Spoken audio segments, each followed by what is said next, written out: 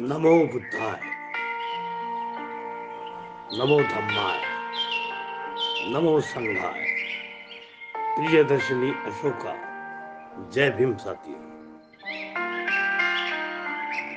आइए दोस्तों, आज हम बुद्ध धर्म, जैनिज्म और हिंदुज्म, बुद्धिज्म, जैनिज्म और हिंदुज्म पर हाथ डालेंगे। टॉपिक थोड़ा हार्ड है, लेकिन सुनने में ज्यादा भी टाइम जाएगा, लेकिन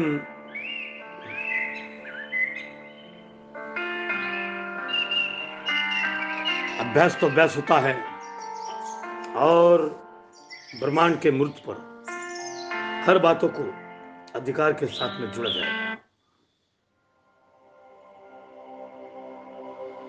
आइए साथियों, आज के हमारे 1-1.25 घंटे के लेक्चर पर हम आपका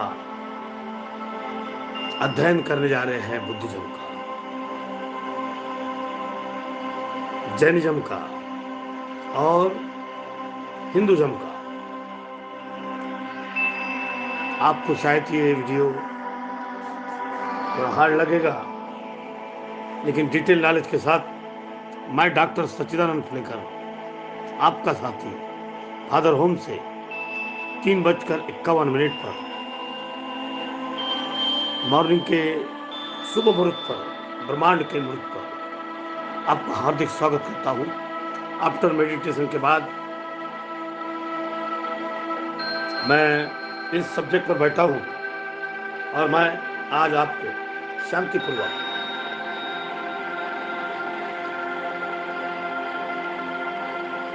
इन सब्जेक्ट पर हाथ डालना चाहता हूँ।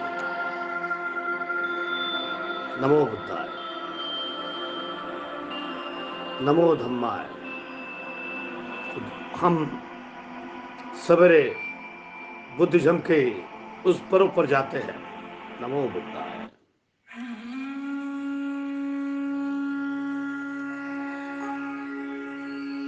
बुद्धं शरणं गच्छामि,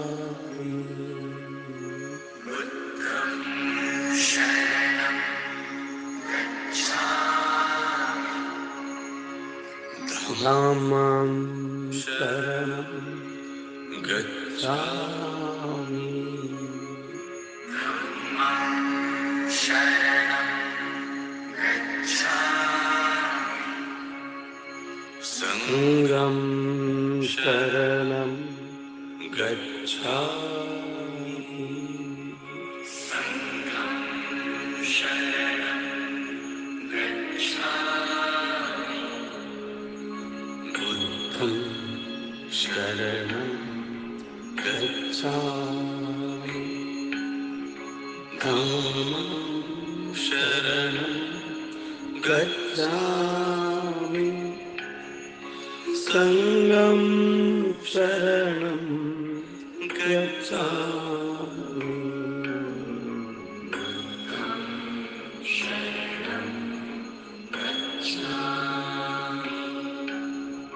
बुद्धं शरणं गच्छामि, धम्मं शरणं गच्छामि, संघं शरणं गच्छामि, शरणं गच्छामि, धम्मं शरणं गच्छामि, संघं शरणं गच्छामि, बुद्धं शरणं गच्छामि, धम्मं शरणं गच्छामि, संघं शरणं गच्छामि, बुद्धं शरणं गच्छामि,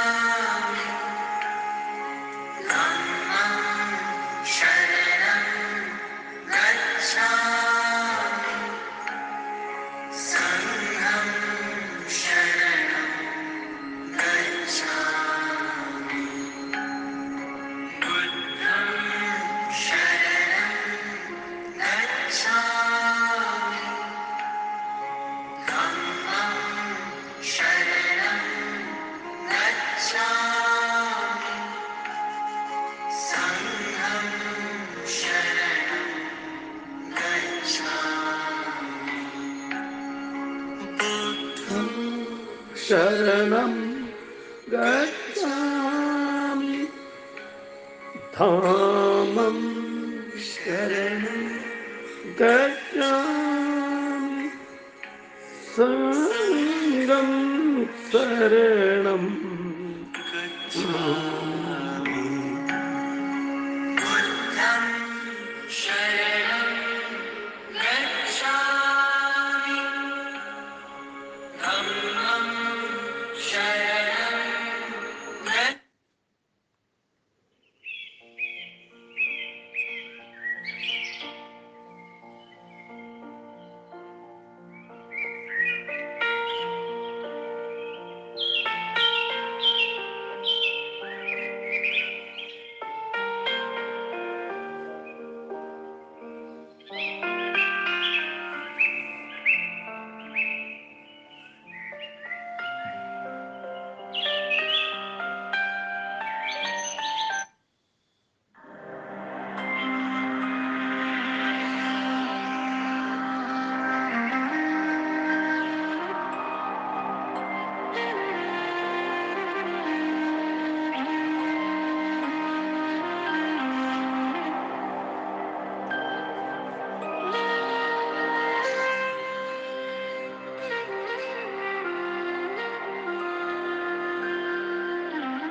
बुद्धिज्म, जैनिज्म और हिंदुज्म, आइए दोस्तों, तीनों हमारे भारत के हैं। भारत सिद्धांतों का एक महासमुद्र है।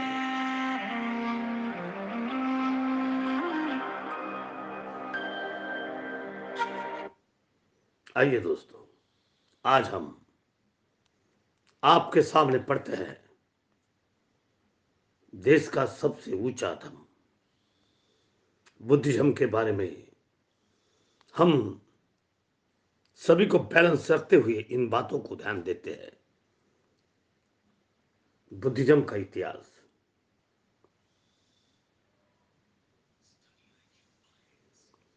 हम आपको आज बुद्धिज्म के बारे में, Buddhism, history of the Buddhism, doctor Sachchidanand फुलेकर।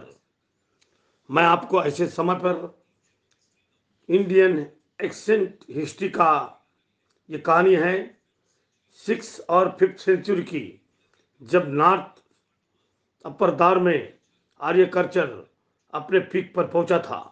दोस्तों, हमने देखा जैनिज्म के रिक्चर पर कई तरह पर का रिलीजन हुआ। आइए हम हमारे दोस्त, हमारे हिस्ट्री के जानकार बुद्धिज्म के बारे में आज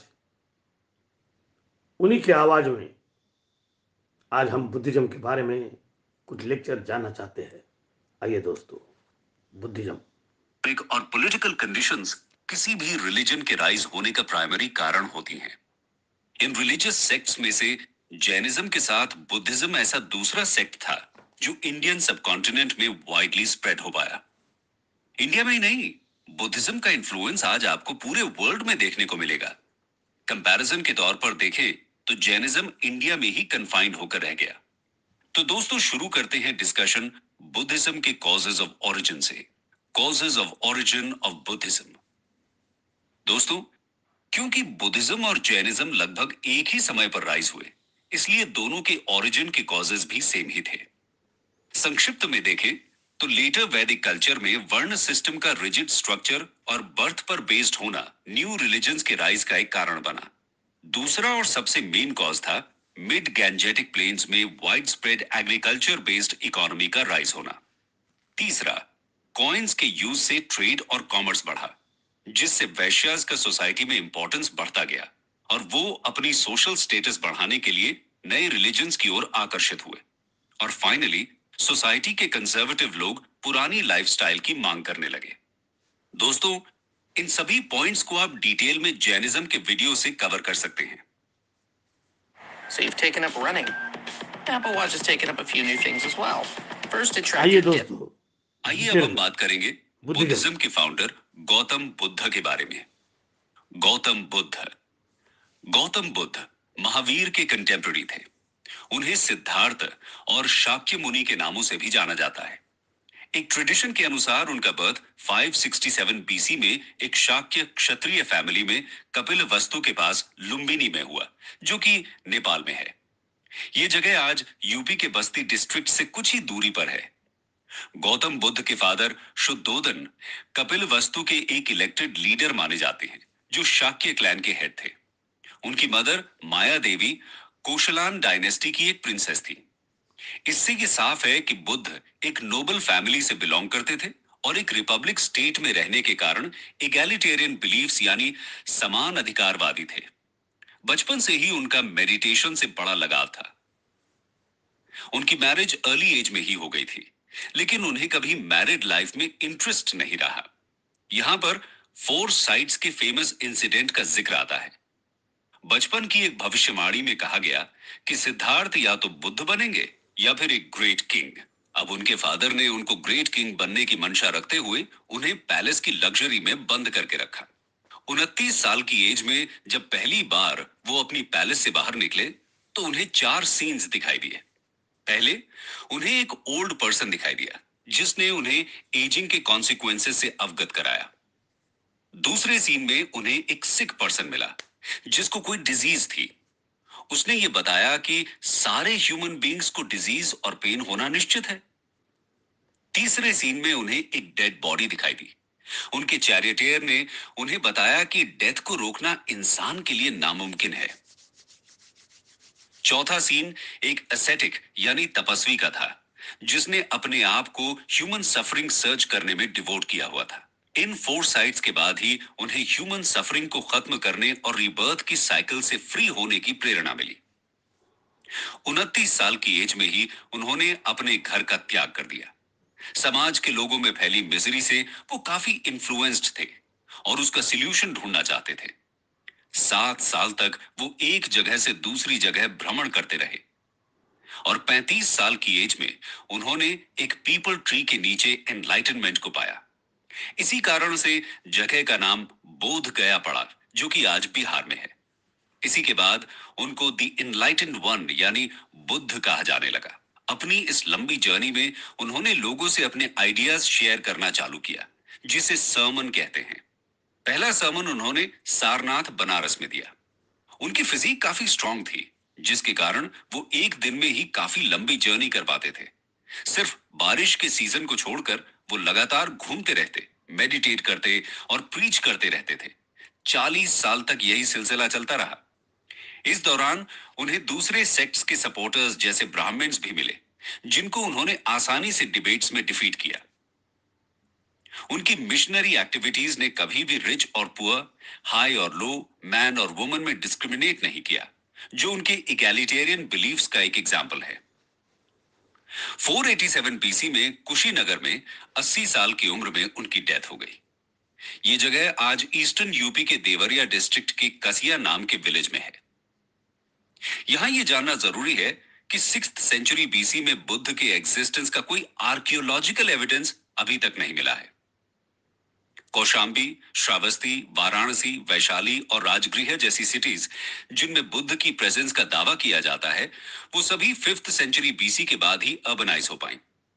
दोस्तों, आगे बढ़ते हैं और बात करते हैं बुद्धिज्म की डॉक्ट्रिन्स की।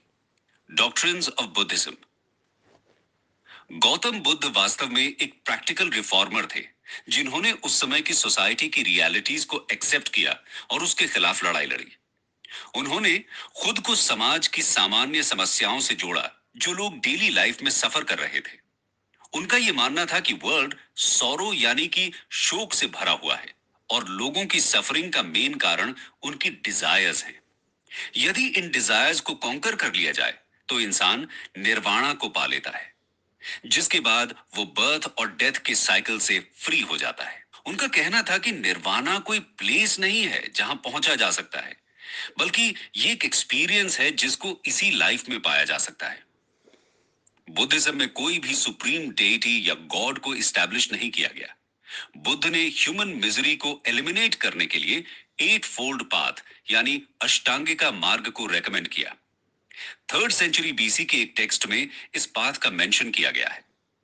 इस 8 फोल्ड पाथ में इंक्लूडेड है राइट ऑब्जर्वेशन यानी सम्यक दृष्टि, राइट डिटर्मिनेशन यानी सम्यक संकल्प, राइट स्पीच यानी सम्यक वाणी, राइट एक्शन यानी सम्यक कर्मांत, राइट लाइवलीहुड यानी सम्यक आजीविका, राइट एफर्ट यानी सम्यक व्यायाम, राइट अवेयरनेस यानी सम्यक स्मृति और राइट कंसर्न यानी सम्यक समाधि।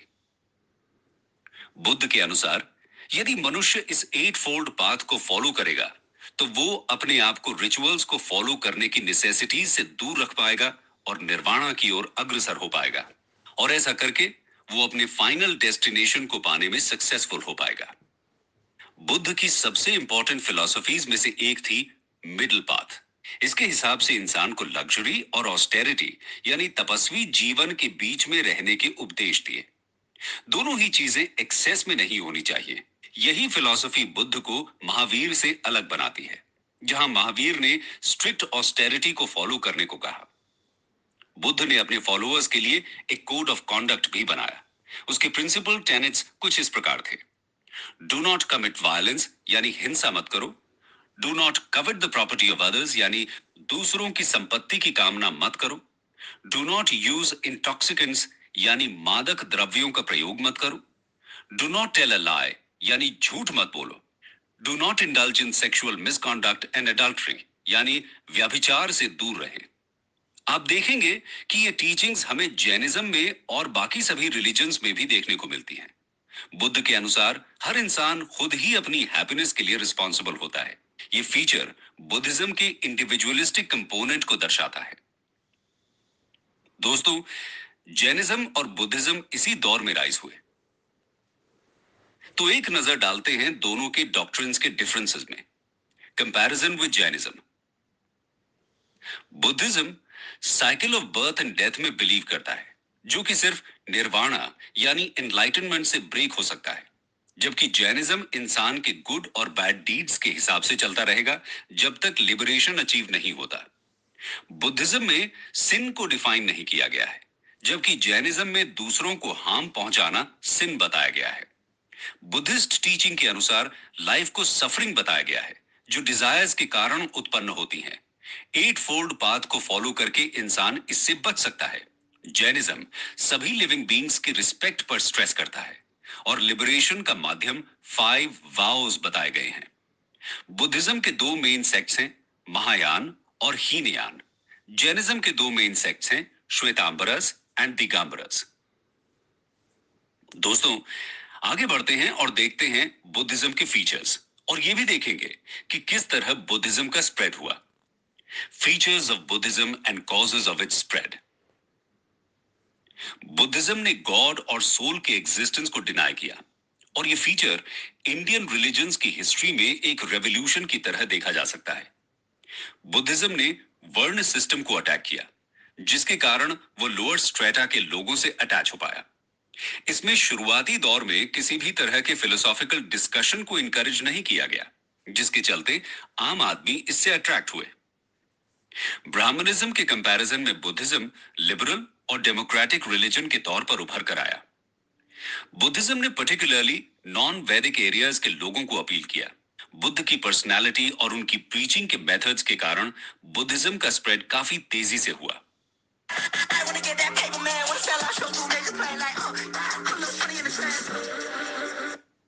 आगे बढ़ते दोस्तों। उन्होंने ईवल को गुडनेस से और हेट्रेड को लव से फाइट करने की बात कही।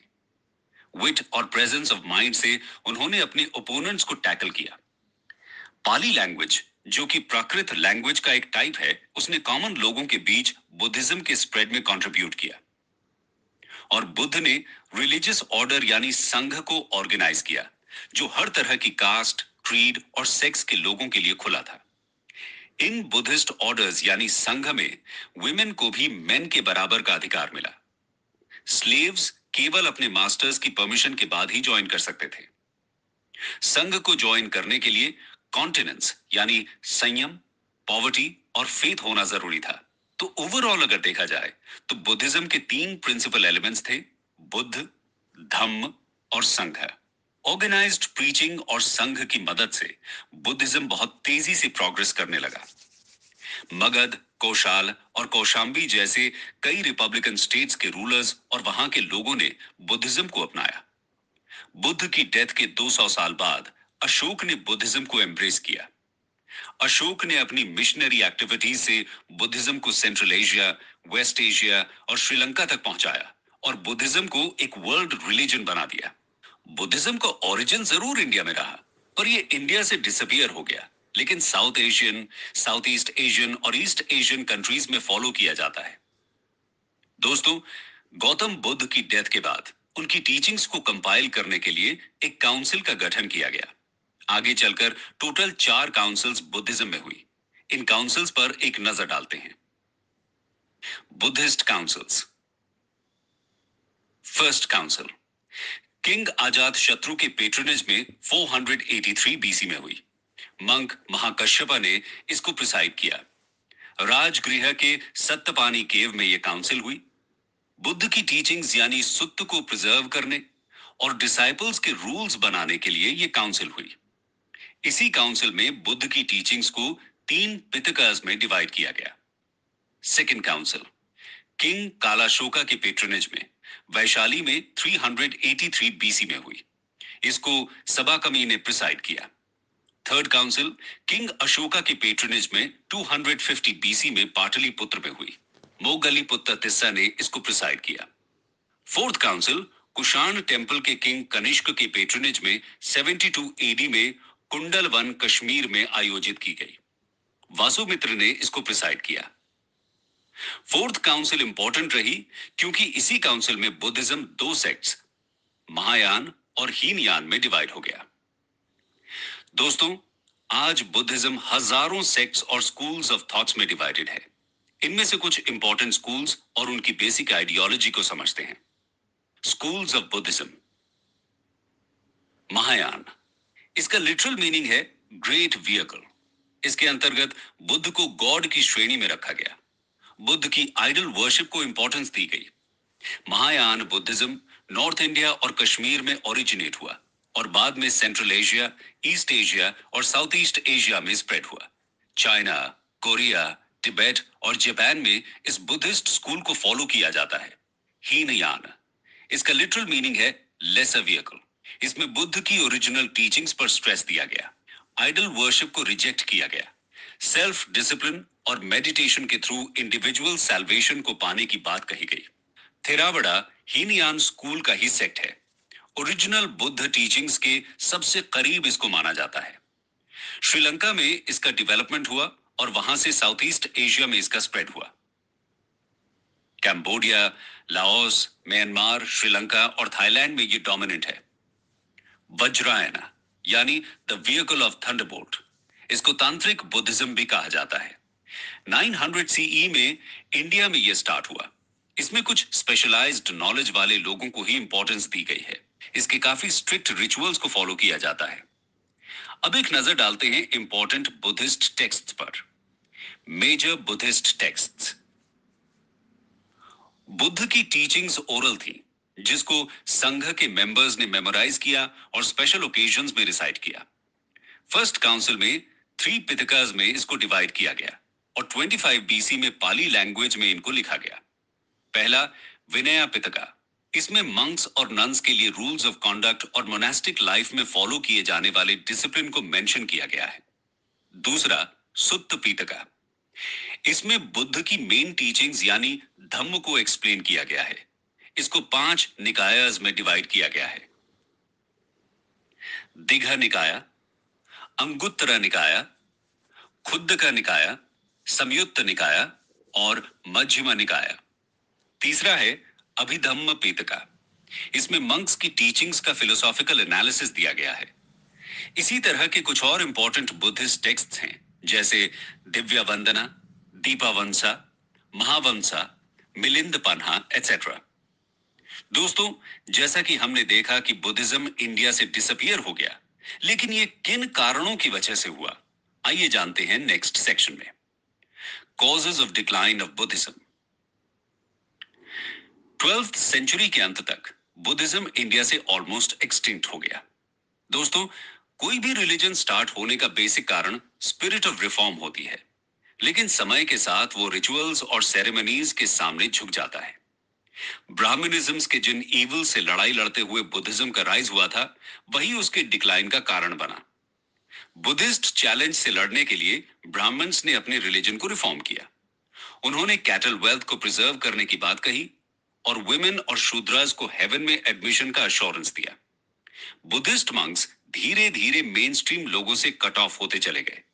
उन्होंने कॉमन पीपल की लैंग्वेज यानी पाली को अबैंडन कर दिया और संस्कृत को अपना लिया, जो कि इंटेलेक्चुअल्स की लैंग्वेज थी।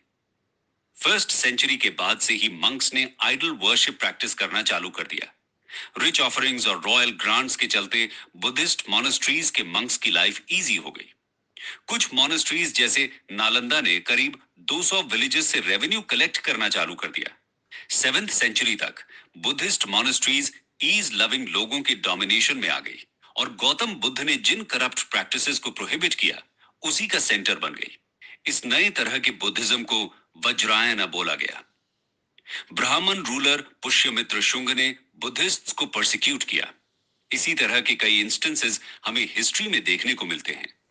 हुन किंग मिहिर कुल ने हंड्रेड्स ऑफ बुद्धिस्ट्स को मार दिया। शशांक ऑफ गौड़ा ने बोधि ट्री को गिरवा दिया, जहां बुद्ध को इनलाइटनमेंट मिला।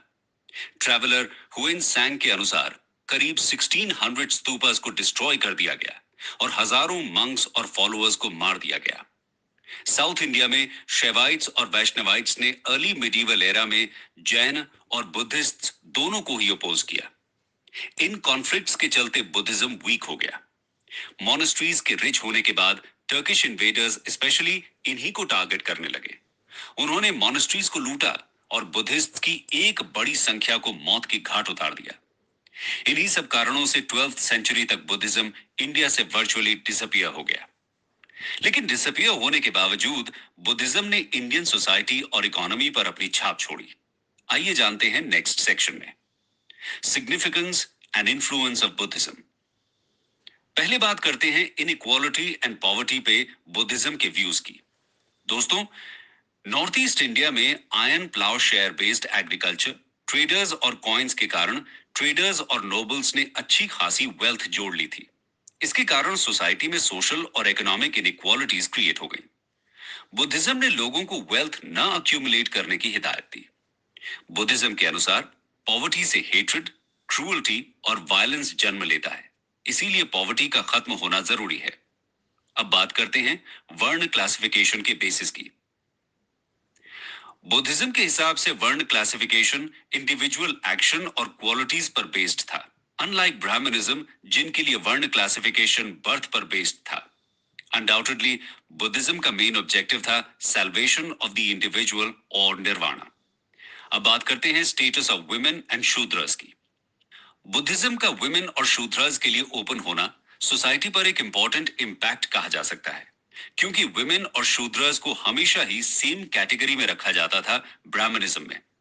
उन्हें वैदिक टेक्स्ट पढ़ने और सीक्रेट थ्रेड को पहनने की आजादी नहीं थी और बुद्धिज्म में कन्वर्ट होते ही उन्हें इस इंफीरियरिटी मार्क्स से फ्रीडम मिला। वहीं मैन्युअल लेबर की बात करें तो बुद्धिज्म ने मैन्युअल लेबर का विरोध नहीं किया। इनफैक्ट बोध गया में मिले एक 2nd सेंचुरी स्कल्पचर में बुद्ध को प्लाव करते हुए देखा गया है। अब करते हैं कैटल की बात। कैटल की इंपॉर्टेंस पर स्ट्रेस देते हुए बुद्धिज्म ने कंट्री की कैटल वेल्थ को बूस्ट किया। एक अर्ली बुद्धिस्ट टेक्स्ट सुत्तानीपता में कैटल को फूड, ब्यूटी, स्ट्रेंथ और हैप्पीनेस अर्थात अन्नद, वन्नद, बलद और सुखद प्रदान करने वाला डिक्लेयर किया और इसी कारण उनकी प्रोटेक्शन पर स्ट्रेस दिया। ब्राह्मणिकल फिलॉसफी में काउ की सेक्रेडनेस और नॉन वायलेंस की बात अपेरेंटली बुद्धिस्ट टीचिंग से ही इंस्पायर्ड है। अब बात करेंगे बुद्धिज्म में रैशनलिज्म की। दोस्तों, बुद्धिज्म ने लोगों को सुपरस्टिशन से बाहर निकालकर लॉजिक और मेरिट के आधार पर अपने जजमेंट्स करने को कहा। इसका मतलब बुद्धिज्म ने कहीं ना कहीं रैशनलिज्म को प्रमोट किया। वहीं बुद्धिज्म ने एक नई तरह की लैंग्वेज हाइब्रिड संस्कृत को डेवलप किया, जिसमें पाली और संस्कृत को ब्लेंड किया गया। ईस्ट इंडिया में कुछ टेक्स्ट अपभ्रंश लैंग्वेज में लिखे गए। बुद्धिस्ट मॉनेस्ट्रीज लर्निंग के लिए ग्रेट सेंटर्स की तरह उभर कर आईं, जिन्हें रेजिडेंशियल यूनिवर्सिटीज भी कहा जा सकता है, जैसे नालंदा और विक्रमशिला इन बिहार, वल्लभी इन गुजरात। बुद्धिज्म का इंडियन कल्चर में भी काफी कंट्रीब्यूशन रहा। आइए एक नजर डालते हैं। Contribution to Indian culture. Buddhism का सबसे इंपॉर्टेंट कंट्रीब्यूशन रहा कॉन्सेप्ट ऑफ अहिंसा, जो आज भी इंडियन वैल्यूज में दिखाई पड़ता है। गांधी जी भी इससे प्रभावित रहे। बुद्धिज्म ने एंशिएंट इंडिया के आर्ट पर अपना प्रभाव छोड़ा।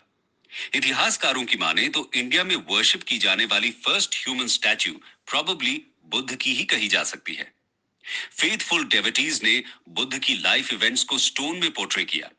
बोध गया, सांची और भारत में मिले बुद्धिस्ट आर्टिस्टिक एक्टिविटी का एक इल्यूमिनेटिंग एग्जाम्पल कहे जा सकते हैं।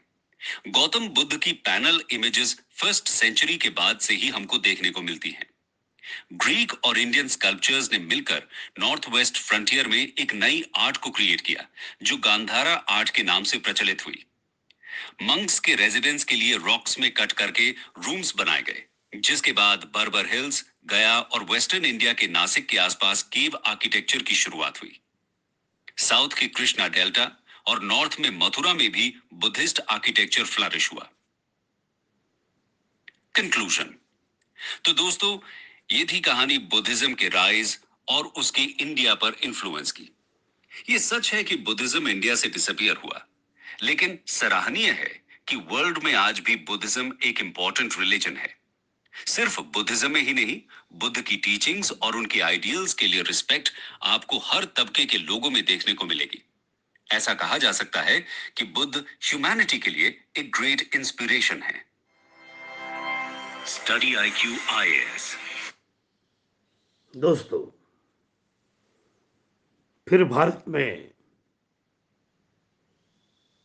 14 अक्टूबर 1953 में परम पूज्य डॉक्टर बाबा साहब आम्बेडकर ने उन टक्के के लोगों को बुद्धिज्म दिया, जिसका इफेक्ट आज हम पूरे भारत में देखते हैं।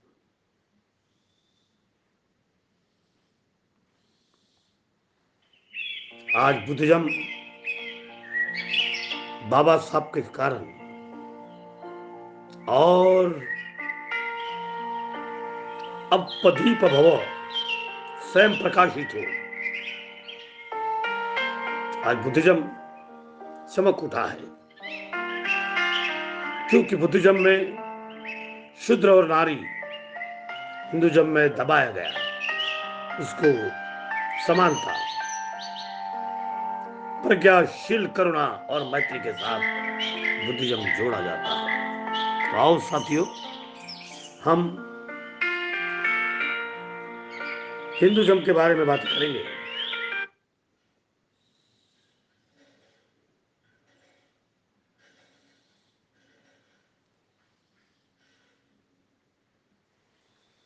हिंदुज्म का इतिहास दुनिया के सबसे बड़े धर्म पर जाना जाता है। हिंदुज्म भारत का हिंदू वर्ल्ड, इसी को भी जाना जाता है। हम आज हिंदुज्म के बारे में बातें करेंगे। Om in the Hinduism.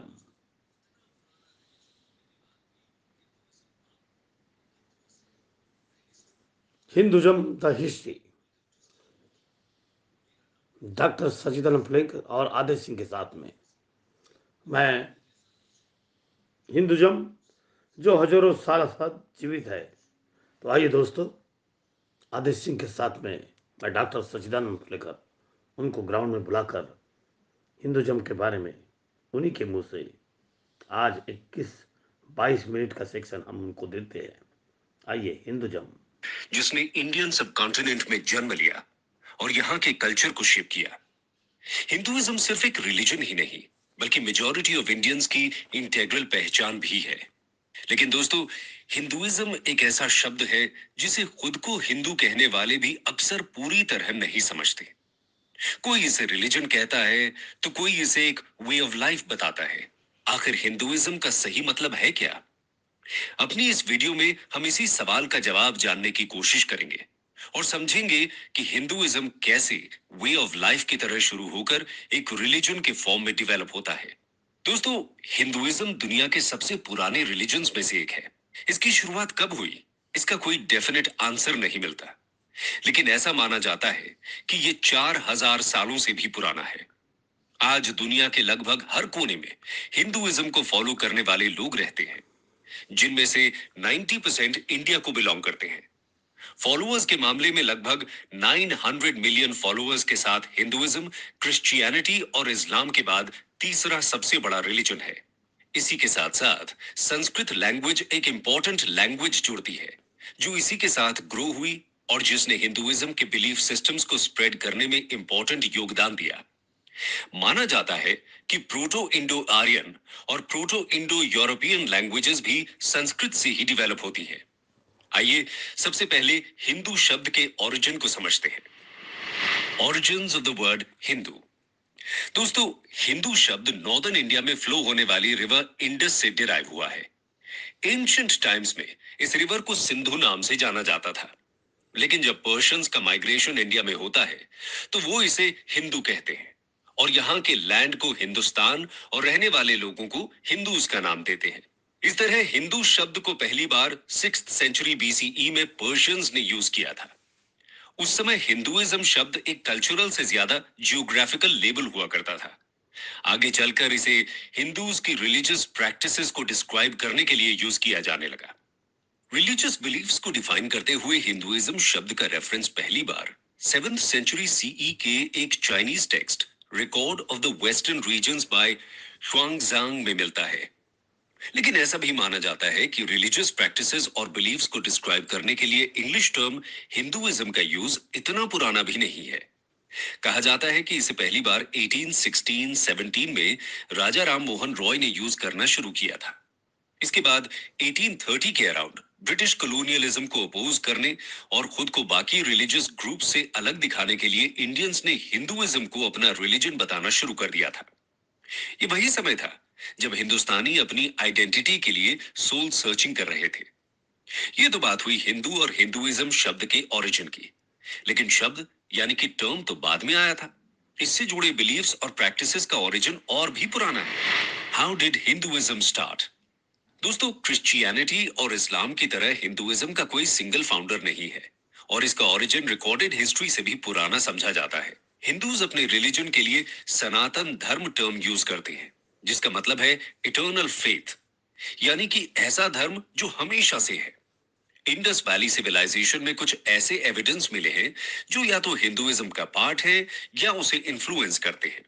उदाहरण के तौर पर यहां मिलने वाली proto Shiva seal, mother goddess को रिप्रेजेंट करने वाली टेराकोटा फिगरीन्स, स्वास्तिकास, लिंगास, सीक्रेट एनिमल्स की इमेजेस एटसेट्रा आज हिंदुइज्म का एक पार्ट है। इसलिए यह माना जाता है कि किसी न किसी फॉर्म में हिंदुइज्म उस समय से एग्जिस्ट कर रहा था। ऑर्गेनाइज्ड तौर पर हिंदुइज्म की शुरुआत वैदिक कल्चर से मानी जाती है, क्योंकि इसी समय हिंदूज के सीक्रेट टेक्स्ट वेदास का ओरिजिन हुआ था।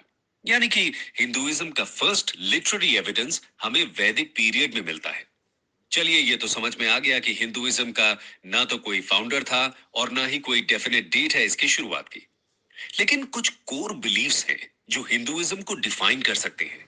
आइए जानते हैं कोर बिलीफ्स। दोस्तों, हिंदुइज्म एक ऑर्गेनाइज्ड रिलीजन नहीं है और किसी सिंगल सिस्टमैटिक अप्रोच से इसके वैल्यू सिस्टम को नहीं समझा जा सकता, और ना ही 10 कमांडमेंट्स की तरह हिंदूज के पास कोई सिंपल सेट ऑफ रूल्स है। हिंदुइज्म के बिलीफ्स अक्सर लोकल, रीजनल, कास्ट और कम्युनिटी ड्रिवन प्रैक्टिसेस से इन्फ्लुएंस होते हैं। लेकिन फिर भी कुछ ऐसे बिलीफ्स हैं जो सभी वेरिएशंस में कॉमन कहे जा सकते हैं। इन्हें ही हम कोर बिलीफ्स कह रहे हैं। इसमें सबसे पहले आता है एक सुप्रीम बीइंग में विश्वास, जिसे हिंदुइज्म में ब्राह्मण कहा गया है। इसके अलावा कॉन्सेप्ट ऑफ कर्मा, सोल यानी कि आत्मा, रीइंकार्नेशन यानी पुनर्जन्म और मोक्ष हिंदुइज्म के सेंट्रल बिलीफ सिस्टम का पार्ट है। सोल या आत्मा का कॉन्सेप्ट कहता है कि सभी लिविंग क्रीचर्स में आत्मा होती है, जो कि ईश्वर का ही अंश होती है। कर्म का कॉन्सेप्ट हिंदुइज्म में बहुत ही इंपॉर्टेंट है। इसके अनुसार लोगों के एक्शंस ही उनकी प्रेजेंट लाइफ और फ्यूचर लाइफ को डिटरमिन करते हैं। हिंदुइज्म में लाइफ के 4 मेन एम्स बताए गए हैं: धर्म, अर्थ, काम और मोक्ष। मोक्ष की प्राप्ति के बाद साइकिल ऑफ बर्थ्स का एंड हो जाता है और आत्मन सुप्रीम सोल में मिल जाती है। योग, जिसका अर्थ है यूनियन विद गॉड, भी हिंदुइज्म का एक इंपॉर्टेंट पार्ट है। लोगों को दुनिया भर में हिंदुइज्म का पता हो ना हो, पर योग का जरूर पता होता है। 2015 से जब से हर साल इंटरनेशनल योगा डे 21 जून को मनाया जाता है, तब से ये और फेमस हुआ है और लोगों को इसके real world benefits for physical, mental and spiritual wellbeing भी समझ आ रहे हैं। आइए अब हिंदुइज्म के मेजर गॉड्स और सीक्रेट टेक्स्ट्स की बात करते हैं। Major gods, secret texts and different sects. Uncle, tyre बदल दो और कोई ना लंबा चलने वाला लगा। दोस्तों, हिंदू वैसे तो एक सुप्रीम बीइंग में विश्वास करते हैं। सुप्रीम बीइंग यानी कि ब्राह्मण का कॉन्सेप्ट एक फॉर्मलेस गॉड, अल्टीमेट रियलिटी या ओमनी प्रेजेंट एनर्जी की तरह है। इसी के साथ साथ हिंदुइज्म में कहा गया है कि इसके अलग अलग रूप हो सकते हैं। यहीं से पॉलीथीइज्म का कॉन्सेप्ट आता है। हिंदुइज्म के अनुसार सब कुछ ईश्वर का ही एक अंश है और ये फॉर्म्स एंड अवतार्स मनुष्यों का भला करने के लिए लिए जाते हैं। इसी के साथ साथ हिंदू नेचर वर्शिप भी करते हैं। हिंदुइज्म में प्लांट्स से लेकर एनिमल्स तक सबकी पूजा होती है। नेचर वर्शिप करने के पीछे साइंटिफिक रीजंस भी हैं, जैसे कि हिंदुइज्म में बैनियन ट्री की वर्शिप का कॉन्सेप्ट है और हम सभी जानते हैं कि ये ट्री 24 घंटे ऑक्सीजन देता है। यानी कि हिंदुइज्म के फॉलोअर्स भी इस ट्री की इंपॉर्टेंस को जरूर समझते थे। इसी तरह मेडिसिनल वैल्यू वाले तुलसी प्लांट, आंवला यानी कि इंडियन गूसबेरी जैसे ट्रीज को भी पूजा जाता है। कोरोना के समय जब विटामिन सी को अच्छे से लेने की सलाह दी गई, तब हम सब ने आंवला का सेवन और शुरू कर दिया। आयुर्वेद इसे सुपर फूड बुलाता है और हमें हर रोज इसे लेने की सलाह भी देता है। इसके अलावा वैदिक पीरियड में जहां इंद्र को मेजर गॉड की तरह पूजा जाता था, वहीं लेटर पीरियड में ट्रिनिटी का कॉन्सेप्ट डेवलप होता है। इसके अनुसार 3 मेजर गॉड्स हैं, Brahma the creator, Vishnu the preserver and Shiva the destroyer. Hinduism में फेमिनिन एनर्जी को भी वर्शिप किया जाता है। इसे गॉडेस शक्ति माना गया है और किसी दूसरे मेजर रिलीजन में गॉड को फेमिनिन फॉर्म में वर्शिप करने का कॉन्सेप्ट नहीं दिखता। इसके अलावा मल्टीपल गॉड्स एंड गॉडेसेस हैं जिन्हें अलग अलग एट्रीब्यूट से जोड़ा जाता है, जैसे कि लॉर्ड गणेशा को रिमूवर ऑफ ऑब्स्टिकल्स यानी कि विघ्नहर्ता कहा गया है, तो देवी सरस्वती को गॉडेस ऑफ नॉलेज। जिस तरह हिंदुइज्म का कोई सिंगल फाउंडर नहीं है, ठीक उसी तरह बाइबल या कुरान के जैसे कोई सिंगल बुक भी हिंदुइज्म को रिप्रेजेंट नहीं करती, बल्कि मल्टीपल टेक्स्ट्स हैं जो हिंदुइज्म में सीक्रेट माने गए हैं। इसमें सबसे पुराने हैं 4 वेदास, ऋग्वेद, यजुर्वेद, सामवेद और अथर्ववेद। हिंदू मान्यता के अनुसार वेदास इटर्नल ट्रूथ को रिप्रेजेंट करते हैं और खुद ईश्वर ने इन्हें सेजेस यानी ऋषिज को रिवील किया था। इसके अलावा उपनिषद्स, पुराणास, एपिक्स, रामायण एंड महाभारत और भागवत गीता हिंदूज की मेजर होली बुक्स हैं। बाकी रिलीजन्स की तरह हिंदूज के भी डिफरेंट सेक्ट्स देखने को मिलते हैं। इसमें 4 मेजर सेक्ट्स हैं, वैष्णव, शैव, शक्त और स्मर्तास। वैष्णव लॉर्ड विष्णु को वर्शिप करते हैं, शैव लॉर्ड शिवा को और शक्त देवी शक्ति को। वहीं स्मर्ता ट्रेडिशन में 5 डेटीज को एक सुप्रीम बीइंग का पार्ट मानकर वर्शिप किया जाता है। इनके अलावा और भी बहुत सारे सेक्ट्स और सब सेक्ट्स हिंदुइज्म का पार्ट है। हिंदुइज्म में मल्टीपल सेक्ट्स का डेवलपमेंट तो हुआ है, लेकिन बड़ी बात यह है कि इनके डेवलपमेंट में कोई हिंसा यानी वायलेंस देखने को नहीं मिलती। सभी सेक्ट्स एक दूसरे के साथ पीसफुली कोएग्जिस्ट करते आए हैं। इसकी बड़ी वजह यह है कि सभी हिंदू सेक्ट्स के कोर बिलीव्स सेम ही हैं और फिलोसॉफिकल बेसिस पर ये एक दूसरे को काउंटर नहीं करते। एक दूसरे के एग्जिस्टेंस को सेक्ट्स रेडिली एक्सेप्ट करते हैं, क्योंकि टॉलरेंस हिंदुइज्म का एक कोर बिलीफ है। ये तो बात हुई हिंदूज के रिलीजियस बिलीव्स, उनके गॉड्स और मेजर टेक्स्ट्स की। अब हिंदुइज्म के साथ इवॉल्व हुए सोशल सिस्टम के बारे में बात करते हैं। Evolution of Hindu social systems. दोस्तों, हिंदुइज्म में सोशल ऑर्डर की फाउंडेशन वर्ण सिस्टम से बनती है। वर्ण सिस्टम का ओरिजिन ऋग्वेद के पुरुष सूक्त में मिलता है। इसके अनुसार सोसाइटी को 4 वर्णास में डिवाइड किया गया है: ब्राह्मण्स, क्षत्रियस, वैश्यस और शूद्रस। ये डिवीजन कर्म के बेसिस पर किया गया था, जिसमें इंटेलेक्चुअल और स्पिरिचुअल एक्टिविटीज में काम करने वालों को ब्राह्मण कहा गया, पब्लिक को प्रोटेक्ट करने वाले यानी कि वॉरियर क्लास को क्षत्रियस, स्किलफुल प्रोड्यूसर्स को वैश्यस की कैटेगरी में रखा गया और अनस्किल्ड लेबरर्स को शूद्रस बोला गया। लेकिन आगे जाकर यह सिस्टम रिजिड होने लगा और बर्थ के बेसिस पर डिवीजन शुरू हो गया। इसके अलावा बहुत सी क्लासेस को वर्ण सिस्टम से बाहर रखा जाने लगा और उन्हें अनटचेबल्स मान लिया गया। इन्हें केवल मीनियल जॉब्स करने की अनुमति दी जाती थी। उसके बाद वर्णस में भी सब डिविजन होने लगे और कास्ट सिस्टम यानी कि जातीज का डेवलपमेंट शुरू हो गया था, जिसकी वजह से सोशल सिस्टम बहुत ही कॉम्प्लेक्स हो गया। इसके साथ ही लोअर वर्णस और अनटचेबल्स के साथ इनइक्वालिटी का बिहेवियर किया जाने लगा। इन सब इविल प्रैक्टिसेस ने सोसाइटल फैब्रिक को कमजोर कर दिया। सभी वर्णास के लिए अलग अलग सोशल रूल्स के साथ ही डिफरेंट रिलीजियस रिचुअल्स भी प्रिस्क्राइब कर दिए गए थे। इसकी वजह से हिंदुइज्म एक कॉम्प्लेक्स सोशल ऑर्डर नजर आने लगा था। इस कॉम्प्लेक्सिटी की वजह से ही 6th सेंचुरी बीसी में बुद्धिज्म और जैनिज्म जैसे डिफरेंट रिलीजियस ट्रेडिशंस पॉपुलर होने लगते हैं। एक वक्त पर बुद्धिज्म और जैनिज्म का दबदबा पूरे इंडियन सब कॉन्टिनेंट में हो जाता है और हिंदुइज्म कुछ हद तक डिक्लाइन होता दिखता है। लेकिन एक बार फिर हिंदुइज्म को रिवाइव करने का काम भी शुरू होता है। Revival and reform in Hinduism. दोस्तों, इतना पुराना रिलीजन होने के बाद भी हिंदुइज्म आज तक सरवाइव कर रहा है। इसकी एक बड़ी वजह यह है कि समय समय पर हिंदुइज्म में रिफॉर्म्स लाए गए और इसे रिवाइव किया जाता रहा। फिर चाहे वो 7th से 8th सेंचुरी के बीच शुरू हुए साउथ इंडियन भक्ति मूवमेंट के द्वारा किया गया हो या फिर अलग अलग आचार्यस के द्वारा। भक्ति मूवमेंट के दौरान अलवर्स और नायनार सेंट्स ने रिजिड कास्ट सिस्टम को चैलेंज किया, साथ ही रिचुअल्स और रिलीजियस प्रैक्टिसेस को भी सिंप्लीफाई करने का काम किया। उनके प्रयासों से ही हिंदुइज्म बुद्धिज्म और जैनिज्म से मिल रहे चैलेंजेस को मात दे पाता है। इतना ही नहीं, हिंदुइज्म समय के साथ लोकल कल्ट्स और डेटीज को भी अब्सॉर्ब कर लेता है। फिर बात चाहे नागा कल्ट की हो, यक्ष यक्षिनी कल्ट की या फेमस जगन्नाथपुरी की, जिन्हें ट्राइबल डेटी माना जाता है, धीरे धीरे सब हिंदू पैंथियन का हिस्सा बन जाते हैं। यहां तक कि बुद्ध को भी विष्णु का एक अवतार बताया जाता है। यह स्ट्रैटेजी भी हिंदुइज्म के सर्वाइवल में इंपॉर्टेंट रोल प्ले करती है। हिंदुइज्म को रिवाइव करने की बात हो और आदि शंकराचार्य का नाम ना आए, ऐसा तो हो ही नहीं सकता। शंकराचार्य ने 8th सेंचुरी एडी में हिंदुइज्म को रीऑर्गेनाइज और रिफॉर्म करने का काम किया। इन्होंने अद्वैत फिलॉसफी को पॉपुलराइज किया, जिसके अनुसार सिर्फ ब्राह्मण ही सत्य है और बाकी सारा संसार बस उसकी ही माया है।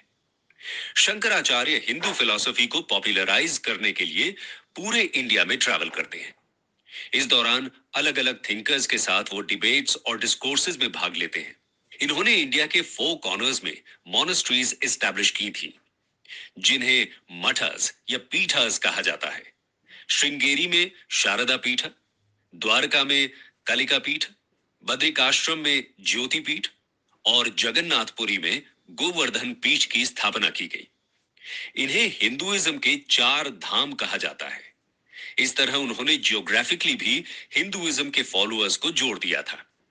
इन्होंने पंचायतन फॉर्म ऑफ वर्शिप को भी पॉपुलराइज किया, जिसमें 5 डेटीज गणेश, शिव, विष्णु, सूर्य और देवी की एक साथ पूजा की जाती है।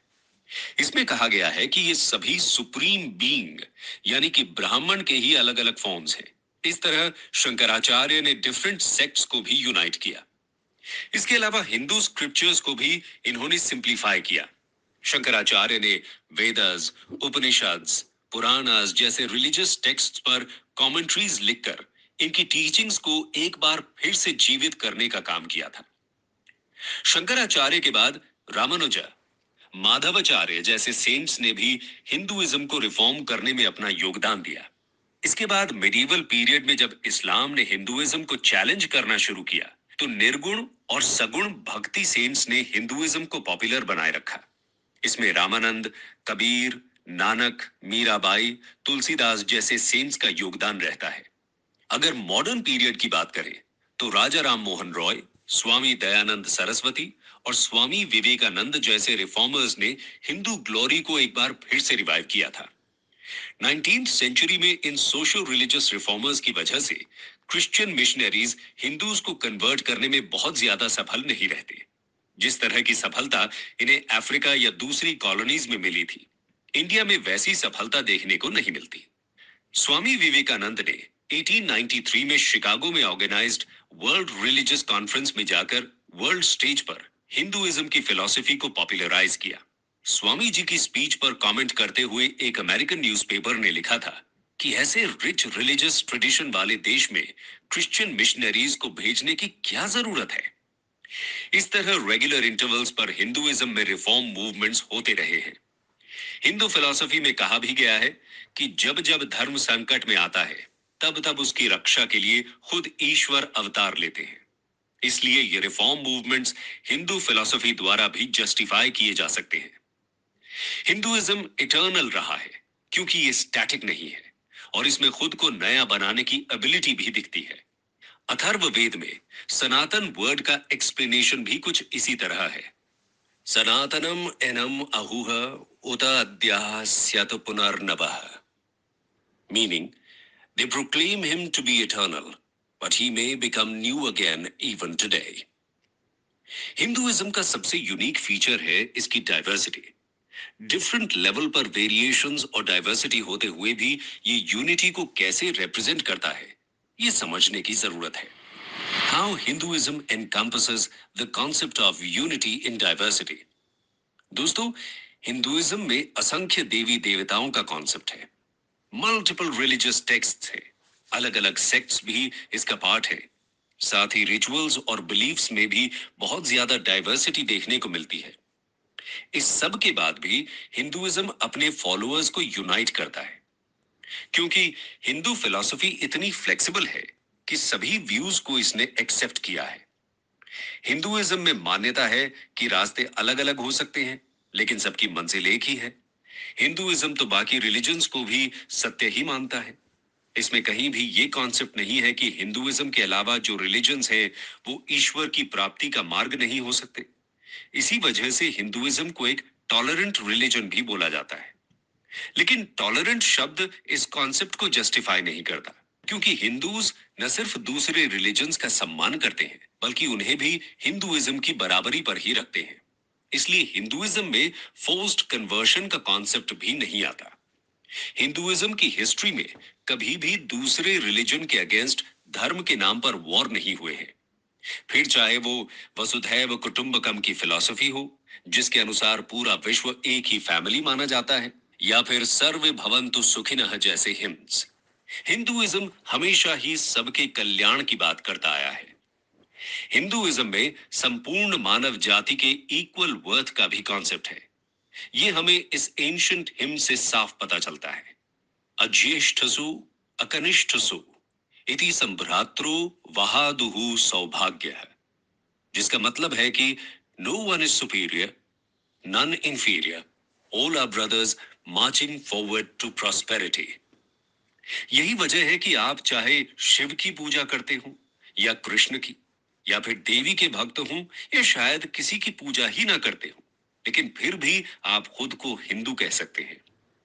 हिंदू होने के लिए ना तो किसी एक भगवान की वर्शिप करना कंपलसरी है और ना ही किसी मंदिर में जाना, यहां तक कि किसी एंशिएंट स्क्रिप्चर की स्टडी करना भी मैंडेटरी नहीं है। हिंदुइज्म तो सबको अपना मानता है।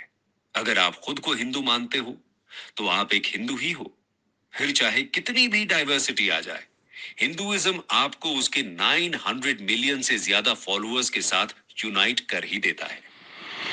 कंक्लूजन दोस्तों, जैसे हमने देखा कि बाकी रिलीजन्स की तरह ना तो हिंदुइज्म के पास कोई सिंगल फाउंडर है, ना कोई सिंगल टेक्स्ट और ना ही कोई सिंगल गॉड।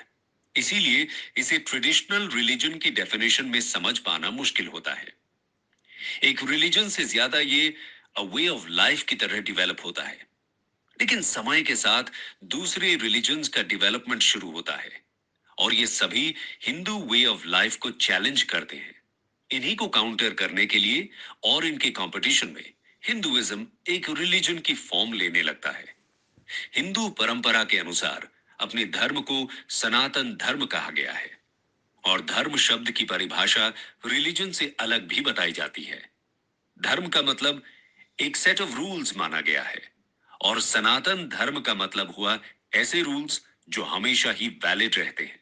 बाकी रूल्स एंड लॉज तो समय और कंडीशंस के अकॉर्डिंग चेंज होते रहते हैं, लेकिन जो हमेशा चलता रहे वही है सनातन धर्म। दोस्तों, हिंदुइज्म को एक वीडियो में समझा पाना तो नामुमकिन जैसा टास्क है। फिर भी हमने दोस्तों, बहुत कम पीरियड में हमने बुद्धिज्म और हिंदुज्म समझे हैं। फिर बाबा साहब ने धर्म की परिभाषा, संविधान आया और संविधान में समता, स्वतंत्र, बंधुत्व की परिभाषा आई और आज पूरे भारत में सबसे अच्छा संविधान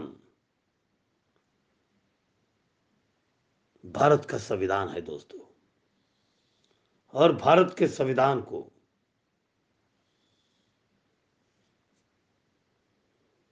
आज हम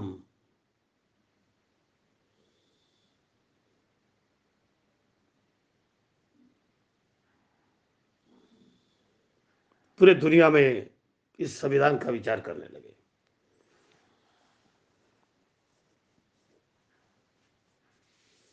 तो आइए आज हम बुद्धिज्म, हिंदुज्म और जैनिज्म समझते हैं, क्योंकि हमारे पूरे भारत में इन बातों को ध्यान देना बहुत आवश्यक है और हम लोगों की जिम्मेदारी बनती है तीनों धर्म को समझना।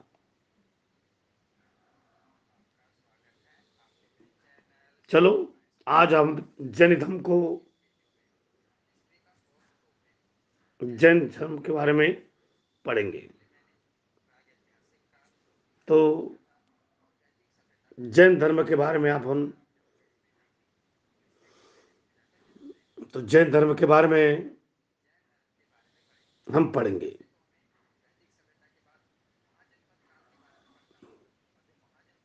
तो जैन धर्म और बौद्ध धर्म कवर करेंगे।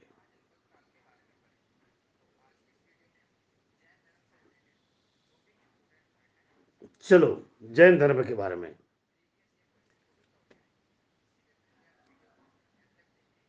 जैन धर्म संस्थापक प्रथम तीर्थंकर ऋषिदेव। तो जैन धर्म, आइए दोस्तों। तो चलिए वीडियो की शुरुआत करते हैं और जैन धर्म के बारे में पढ़ना शुरू करते हैं। तो जैन धर्म के संस्थापक एवं प्रथम तीर्थंकर कौन थे? ऋषभ देव थे। तो इन्हें जैन धर्म का प्रथम तीर्थंकर और संस्थापक माना जाता है, ऋषभ देव को। तो तीर्थंकर का मतलब क्या होता है? तो जो स्वयं तप के माध्यम से आत्मज्ञान प्राप्त करते हैं और जो संसार रूपी सागर से पार लगाने वाले तीर्थ की रचना करते हैं, उन्हें तीर्थंकर कहा जाता है। तो जैन धर्म में 24 तीर्थंकर हुए हैं। उनमें से जो सबसे पहले तीर्थंकर हैं, इनका नाम ऋषभ देव है। तो जैन धर्म में कितने तीर्थंकर हुए हैं? कुल 24 तीर्थंकर हुए हैं। तो क्या आपको 24 के 24 पढ़ने हैं? नहीं, आपको ये 3 याद रखने हैं। एक तो पहले जो जैन धर्म के संस्थापक हैं ऋषभ देव, इनका प्रतीक चिन्ह कौन सा है? कई बार आपसे एग्जाम में प्रतीक चिन्ह पूछ लिया जाता है कि ऋषभ देव जी का प्रतीक चिन्ह कौन सा है? तो सांड, ये ऋषभ देव का प्रतीक चिन्ह है। और 23वें तीर्थंकर कौन थे? पार्श्वनाथ। पार्श्वनाथ जी का प्रतीक चिन्ह कौन सा है? सर्प का फन, यानी कि सांप का फन। और 24वें जिन्हें वास्तविक संस्थापक माना जाता है जैन धर्म का, वे थे महावीर स्वामी। और इनका प्रतीक चिन्ह कौन सा है? शेर। तो देखिए कुल 24 तीर्थंकर हैं जैन धर्म में। हमें 3 याद रखने हैं, एक पहले, 23वें और 24वें। ये 3 आपको याद होने चाहिए और यही 3 एग्जाम में पूछे भी जाते हैं। चलो पहले आगे थे बढ़ो। ऋषभ देव, 23वें हैं पार्श्वनाथ और 24वें हैं महावीर स्वामी। तो जो 23वें तीर्थंकर थे जैन धर्म के, ये पार्श्वनाथ थे और इन्होंने झारखंड के समेत शिखर पर इन्हें ज्ञान की प्राप्ति हुई थी। कहां पर? झारखंड के सम्मेय शिखर पर। तो ये आपसे एग्जाम में पूछा गया है कि पार्श्वनाथ जी को कहां पर ज्ञान की प्राप्ति हुई थी? तो झारखंड में सम्मेय शिखर पर इन्हें ज्ञान की प्राप्ति हुई थी। और ज्ञान की प्राप्ति के बाद पार्श्वनाथ जी ने 4 नियम बताए थे जिसे चतुरायन धर्म कहा जाता है। तो ये कौन कौन से नियम थे? पहला, हिंसा न करना।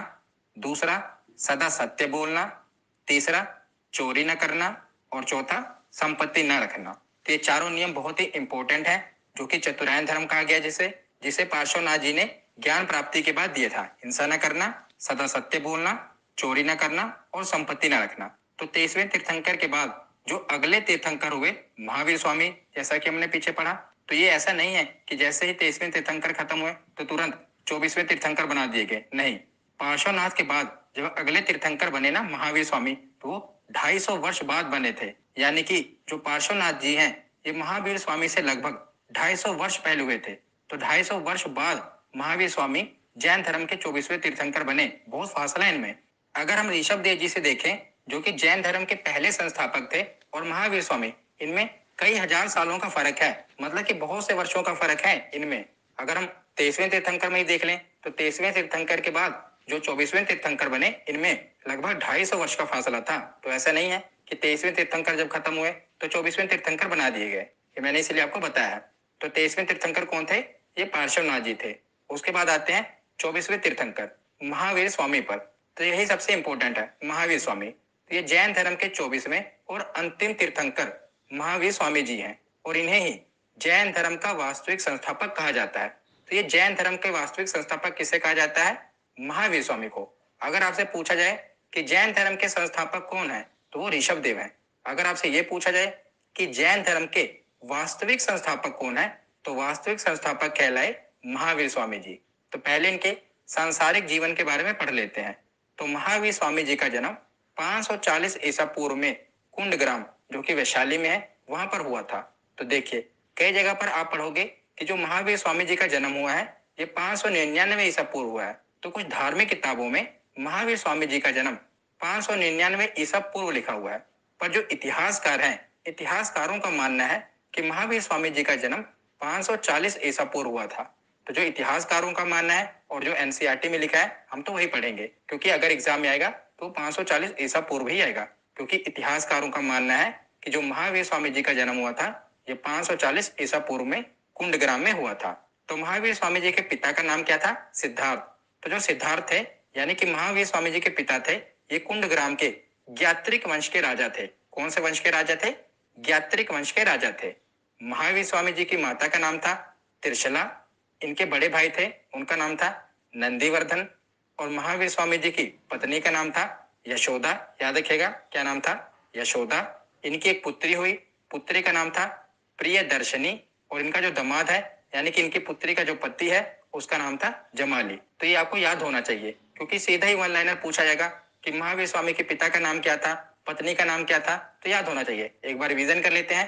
पिता का नाम था सिद्धार्थ, माता का नाम था त्रिशला, भाई का नाम था नंदीवर्धन, पत्नी का नाम था यशोदा, पुत्री का नाम था प्रियदर्शनी और दामाद का नाम था जमाली। और जो महावीर स्वामी थे इनके बचपन का नाम क्या था? तो इनके बचपन का नाम था वर्धमान। क्या नाम था?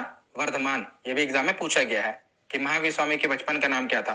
जब इनको ज्ञान की प्राप्ति हुई थी ना, आत्मज्ञान की प्राप्ति हुई थी, उसके बाद इनका नाम महावीर पड़ा था। उससे पहले इन्हें वर्धमान इनका नाम था। जब इन्हें ज्ञान की प्राप्ति हो गई तो इन्हें महावीर कहा जाने लगा। पहले इनका नाम था वर्धमान, तो बचपन का नाम क्या था? वर्धमान। तो सांसारिक जीवन हमने पढ़ लिया। अब हम आते हैं महावीर स्वामी के आध्यात्मिक जीवन पर। तो महावीर स्वामी ने 30 वर्ष की उम्र में माता पिता की मृत्यु के पश्चात अपने बड़े भाई नंदीवर्धन से अनुमति लेकर संन्यास जीवन को स्वीकारा था। इन्होंने अपने बड़े भाई नंदीवर्धन से आज्ञा ली और संन्यास जीवन को स्वीकार लिया।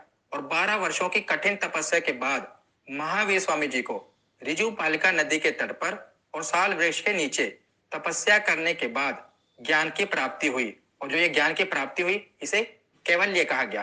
तो जैन धर्म में जो ज्ञान की प्राप्ति होती है उसे क्या कहा जाता है? कैवल्य कहा जाता है। याद रखिएगा।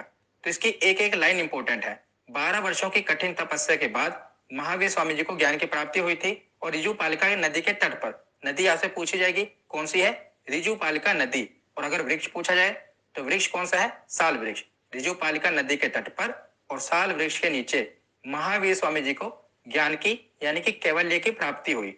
और जब इन्हें ज्ञान की प्राप्ति हुई तो इसी समय से महावीर स्वामी को अरहत यानी कि पूज्य, निर्ग्रंथ यानी कि बंधनहीन और जिन यानी कि विजेता कहलाए और महावीर स्वामी जी के अनुयायी जैन कहलाए।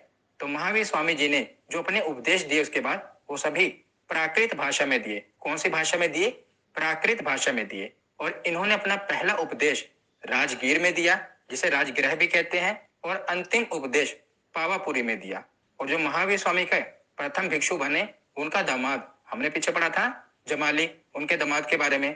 तो महावीर स्वामी जी का पहला भिक्षु कौन बना? इन्हीं का दामाद जमाली बना, याद रखिएगा। उसके बाद देखते हैं कि जब महावीर स्वामी जी को ज्ञान की प्राप्ति हो गई यानी कि कैवल्य की प्राप्ति हो गई तो इन्होंने कुल 5 नियम बताए जिसे पंचायन धर्म कहा गया। हमने पीछे पढ़ा था कि जब पार्श्वनाथ जी को ज्ञान की प्राप्ति हुई थी तो उन्होंने 4 धर्म बताए थे जिसे चतुरायन कहा गया। उसी में इन्होंने एक और ऐड कर दिया, ब्रह्मचर्य। बाकी के 4 नियम वही है, बस एक और ऐड कर दिया गया, ब्रह्मचर्य। पहला हिंसा ना करना, दूसरा है सदा सत्य बोलना, तीसरा है चोरी ना करना और चौथा है संपत्ति ना रखना। ये तो हमने पीछे भी पढ़ा, पर इसमें एक और ऐड कर दिया गया, ब्रह्मचर्य। तो ये 5 नियम महावीर स्वामी जी ने बताए और महावीर स्वामी जी ने त्रिरत्न दिए जिसे कहा गया सम्यक दर्शन, सम्यक ज्ञान और सम्यक आचरण। तो ये त्रिरत्न महावीर स्वामी जी ने दिए हैं, ये आपसे एग्जाम में पूछे गए हैं। सम्यक यानी कि प्योर। तो अगर मैं आपको बताऊं सम्यक दर्शन में क्या है, तो सम्यक दर्शन में इन्होंने बताया कि जितने भी जैन तीर्थंकर हैं इनके द्वारा बताए गए सभी मार्गों को आपको पूर्ण विश्वास करना है और उनके रास्तों पर चलना है। सम्यक ज्ञान क्या है? तो जैन सिद्धांतों का पूर्ण ज्ञान ही सम्यक ज्ञान कहलाता है। और सम्यक आचरण क्या है? कि अच्छे कर्मों को अपनाना है तथा बुरे कर्मों को त्याग देना है। तो ये महावीर स्वामी द्वारा त्रिरत्न दिए गए, सम्यक दर्शन, सम्यक ज्ञान और सम्यक आचरण। तो जो ये जैन धर्म है इसमें ईश्वर की मान्यता नहीं है बल्कि आत्मा की मान्यता है। इसीलिए महावीर स्वामी ने मूर्ति पूजा और कर्म कांड का विरोध किया। महावीर स्वामी ने पुनर्जन्म को माना है और पुनर्जन्म का सबसे बड़ा कारण आत्मा को माना है, याद रखिएगा। तो इसी के बाद 72 वर्ष की आयु में महावीर स्वामी जी की मृत्यु, जिसे निर्वाण कहा गया, 468 ईसा पूर्व बिहार राज्य के पावापुरी में हो गई। कहां पर? पावापुरी में इनकी मृत्यु हुई है जिसे निर्वाण कहा गया 468 ईसा पूर्व। तो महावीर स्वामी जी के निर्वाण के बाद इनके 2 प्रमुख अनुयायी हुए, एक स्थूलभद्र और दूसरे भद्रबाहु। तो जिन्होंने स्थूलभद्र से शिक्षा ग्रहण की उनके अनुयायी कहलाए श्वेतांबर, और भद्रबाहु से जिन्होंने शिक्षा ग्रहण की उनके अनुयायी कहलाए दिगंबर। तो श्वेतांबर यानी कि इन्होंने श्वेत वस्त्र धारण किया, तो श्वेत वस्त्र धारण करने वाले श्वेतांबर कहलाए, और दिगंबर यानी कि नग्न रहते हैं तो नग्न रहने वाले दिगंबर कहलाए। तो जो स्थूलभद्र के अनुयायी हैं ये श्वेतांबर हैं और भद्रबाहु के अनुयायी हैं ये दिगंबर हैं। इनके बीच में जो डिफरेंस है अभी मैं आगे आपको बताऊंगा। बस अभी आप इतना जान लीजिए कि महावीर स्वामी जी के निर्वाण के बाद उनके 2 प्रमुख अनुयायी थे, स्थूलभद्र और भद्रबाहु। जो इनके आगे शिष्य हुए, एक के श्वेतांबर कहलाए और दूसरे के दिगंबर कहलाए। तो आगे देखते हैं। तो अभी हमने पीछे पढ़ा स्थूलभद्र और भद्रबाहु के बारे में। तो स्थूलभद्र और भद्रबाहु ये दोनों ही मगध महाजनपद में आगे अपना प्रचार प्रसार कर रहे थे जैन धर्म के बारे में। तो महाजनपद वाली वीडियो में हम महाजनपदों के बारे में पढ़ेंगे। अभी आप बस इतना जान लीजिए कि मगध महाजनपद में ये दोनों अपना आगे प्रचार प्रसार कर रहे थे। पर क्या हुआ कि मौर्य काल में 12 वर्ष का भीषण अकाल पड़ा, जिसके कारण क्या हुआ कि जो भद्रबाहु हैं ये अपने अनुयायियों के साथ दक्षिण भारत के कर्नाटक चले गए। जो स्थूलभद्र हैं वो वहीं पर रुक गए, पर जो भद्रबाहु हैं ये अपने अनुयायियों के साथ दक्षिण भारत में कर्नाटक चले गए। और उन्हीं के साथ जो मौर्य साम्राज्य के राजा थे चंद्रगुप्त मौर्य, ये भी भद्रबाहु के साथ आ गए, क्योंकि जो चंद्रगुप्त मौर्य हैं इन्होंने भी जैन धर्म अपना लिया था और भद्रबाहु के शिष्य बन गए थे। तो चंद्रगुप्त मौर्य भी इन्हीं के साथ आ गए और इन्होंने कर्नाटक के श्रवणबेलगोला में संलेखना विधि के द्वारा अपने प्राण त्याग दिए। किसने प्राण त्याग दिए? चंद्रगुप्त मौर्य ने। चंद्रगुप्त मौर्य ने संलेखना विधि के द्वारा कर्नाटक में ही अपने प्राण त्याग दिए। तो ये आपसे पूछा जाता है कि किस सम्राट ने संलेखना विधि द्वारा अपने प्राण त्याग दिए? तो चंद्रगुप्त मौर्य ने। तो ये संलेखना क्या है? तो संलेखना एक तपस्या है। संलेखना विधि जैन धर्म में मुक्ति पाने की एक विधि है, जिसमें क्या किया जाता है? बहुत ही कठोर तपस्या है। इसमें अन्न और जल को त्याग दिया जाता है और अपने शरीर को कष्ट देकर खत्म कर दिया जाता है। तो यह संलेखना विधि, और इसी विधि के द्वारा चंद्रगुप्त मौर्य ने कर्नाटक के श्रवणबेलगोला में अपने प्राणों को त्याग दिया। तो उसके बाद जैन धर्म के प्रचार के लिए 2 जैन संगीतियां बनी, क्योंकि अब महावीर स्वामी जी का निर्वाण हो चुका है और जो जैन धर्म में आगे भी देखा गया कि बहुत सी फूट पड़ गई, जिसके कारण क्या हुआ कि सभी को मिलाने के लिए तो ये समझ लीजिए कि एक कॉन्फ्रेंस टाइप मीटिंग हुई, जिसमें प्रथम जो संगीति हुई ये 300 ईसा पूर्व में हुई। और कहां पर? पाटलिपुत्र, जो कि आज का पटना है। यहाँ पर प्रथम मीटिंग हुई, जो कि किसके अध्यक्षता में हुई? तो स्थूलभद्र के अध्यक्षता में हुई। और जो दूसरी जैन संगीति है ये 6ठी शताब्दी, अगर हम एग्जैक्ट बोलें तो 512 ईस्वी में वल्लभी, जो कि गुजरात में है, वल्लभी में हुई। और ये किसकी अध्यक्षता में हुई? तो क्षमा श्रवण के अध्यक्षता में हुई। पहली मीटिंग कब हुई थी? 300 ईसा पूर्व, और दूसरी 6ठी शताब्दी में। यानी कि अगर हम 6ठी शताब्दी देखें तो लगभग 900 वर्षों का टाइम लग गया। इसीलिए जो जैन धर्म का प्रचार प्रसार था इतना नहीं हो पाया। देख ही रहे आपकी पहली जो संगति हुई ये 300 ईसा पूर्व हुई थी, और दूसरी 6ठी शताब्दी में। अगर हम 6ठी शताब्दी माने 300 ईसा पूर्व तो 300 पीछे वो हो गया, 600 यहाँ पर, 900 वर्ष लग गए दूसरी जैन संगति होने में। इसीलिए जैन धर्म का इतना प्रचार प्रसार नहीं हो पाया। और जैन धर्म के कुछ राजाओं की बात करें तो कौन कौन से राजा हैं? एक है उदयन, वंद राजा, चंद्रगुप्त मौर्य, हमने पीछे पढ़ा ही अभी कि इन्होंने संलेखना विधि द्वारा अपने प्राण त्याग दिए, इन्होंने भी जैन धर्म को अपना लिया था। तो ये भी चंद्रगुप्त मौर्य भी थे जैन धर्म के। कलिंग नरेश खारवेल, राष्ट्रकूट राजा अमोघवर्ष और चंदेल शासक, ये कुछ प्रमुख अनुयायी हैं जो कि जैन धर्म के प्रमुख राजा हैं, इसलिए इंपॉर्टेंट है, याद रखिएगा। तो आगे अब हम श्वेतांबर और दिगंबर में अंतर देख लेते हैं। तो श्वेतांबर देखते हैं तो इसे स्थूलभद्र ने प्रारंभ किया और दिगंबर को इसे भद्रबाहु ने प्रारंभ किया। पहला पॉइंट तो ये हो गया। दूसरा, जो श्वेतांबर है ये सफेद वस्त्र पहनते हैं, और जो दिगंबर है ये निर्वस्त्र रहते हैं, यानी कि कोई भी वस्त्र नहीं पहनते। तीसरा पॉइंट, जो श्वेतांबर है वो कहते हैं कि महिलाओं को मोक्ष मिल सकता है, पर जो दिगंबर है वो कहते हैं कि महिलाओं को मोक्ष नहीं मिल सकता। उनका ये मानना है कि जो महिलाएं हैं ये निर्वाण को प्राप्ति नहीं कर सकती, पहले इनको अच्छे कर्म करने पड़ेंगे, तो अगले जन्म में ये पुरुष बनेंगे, तो पुरुष बनने के बाद इनको निर्वाण मिलेगा। तो दिगंबर का मानना है कि महिलाओं को मोक्ष नहीं मिल सकता, अगर उन्हें मोक्ष की प्राप्ति करनी है तो अच्छे कर्म करने पड़ेंगे, उसके बाद उन्हें पुरुष की योनि मिलेगी। तो जब पुरुष की योनि मिलेगी उसमें वो अच्छे कर्म करेंगे तब उनको निर्वाण की प्राप्ति होगी। तो ये दिगंबर का मानना है कि महिलाओं को मोक्ष नहीं मिल सकता, और श्वेतांबर के अनुसार महिलाओं को भी मोक्ष मिल सकता है। चौथा पॉइंट है, श्वेतांबर का मानना है कि जो 19वें तीर्थंकर हुए जैन धर्म के मल्लीनाथ, वो एक महिला थी, पर जो दिगंबर है उनका मानना है कि जो 19वें तीर्थंकर थे मल्लीनाथ वो पुरुष थे, क्योंकि इनका तो मानना है ना कि महिलाओं को मोक्ष ही नहीं मिल सकता, तो जो इनके तीर्थंकर हुए वो कैसे महिला हो सकती हैं? तो इनका कहना है कि वो महिला नहीं थी, वो पुरुष थे। पर जो श्वेतांबर है उनका मानना है कि वो एक महिला थी। इनमें ये भी विवाद है, इसलिए याद रखना। उसके बाद पांचवा पॉइंट है, श्वेतांबर के अनुसार जो महावीर स्वामी थे वो विवाहित थे, पर दिगंबर मानते हैं कि महावीर स्वामी विवाहित नहीं थे। ये भी बहुत बड़ा मतभेद है कि महावीर स्वामी विवाहित थे, श्वेतांबर का मानना है, पर दिगंबर कहते हैं कि महावीर स्वामी विवाहित नहीं थे। तो ये कुछ अंतर है जो कि श्वेतांबर और दिगंबर में है, मैंने आपको बताया। उसके बाद आगे चलते हैं, तो आगे देखते हैं जैन साहित्य। तो जैन साहित्य किसी एक काल की रचना नहीं है, इसका संकलन भिन्न भिन्न कालों में हुआ है। जैसा कि हमने पढ़ा कि ऋषभ देव से लेकर महावीर स्वामी तक कई वर्षों का फर्क है, तो किसी एक काल की रचना नहीं है। और जैन साहित्य को आगम कहा जाता है, आगम यानी कि सिद्धांत। तो जैन साहित्य कौन कौन से हैं? तो देखिए, जैसे हमने वैदिक सभ्यता में देखे थे ना, वेद, उपनिषद, पुराण, उसी प्रकार जैन साहित्य हैं। कौन कौन से? 12 अंग हैं, 12 उपांग हैं, 10 प्रकीर्ण हैं, 6 छेद सूत्र हैं और 4 मंगल सूत्र हैं। ये इनके साहित्य हैं। तो आपसे ऐसा पूछा जा सकता है कि जैन धर्म में कितने अंग हैं या जैन धर्म में कितने छेद सूत्र हैं? तो 12 अंग, 12 उपांग, 10 प्रकीर्ण, 6 छेद सूत्र और 4 मंगल सूत्र, ये जैन धर्म के साहित्य हैं। नंबर आपको याद होने चाहिए। उसके बाद आगे देखते हैं प्रमुख जैन मंदिर। तो मौर्य काल में मथुरा जैन धर्म का प्रमुख केंद्र था। मौर्य काल की बात हो रही है, उस समय मथुरा जैन धर्म का प्रमुख केंद्र था, और मथुरा की कला का जो संबंध है ये जैन धर्म से है। दूसरा पॉइंट है कि कर्नाटक के चामुंड शासकों ने श्रवणबेलगोला में विशाल बाहुबली की मूर्ति, जिसे गोमतेश्वर भगवान की मूर्ति कहा जाता है, इसका निर्माण करवाया है। इसका जैन धर्म में बहुत महत्व है। ये मूर्ति का बाहुबली की मूर्ति कहा जाता है। ये कहाँ पर है? तो ये कर्नाटक के श्रवणबेलगोला में है, और इसे चामुंड शासकों के द्वारा बनवाया गया था। तीसरा पॉइंट है कि मध्य प्रदेश में चंदेल शासकों ने खजुराहो में जैन मंदिरों का निर्माण भी करवाया है। तो जो खजुराहो के मंदिर है इसमें जैन मंदिर भी है, बुद्ध मंदिर भी है और हिंदू मंदिर भी है। तो खजुराहो में जैन मंदिरों का निर्माण चंदेल शासकों ने करवाया था। ये कहाँ पर है? मध्य प्रदेश में है।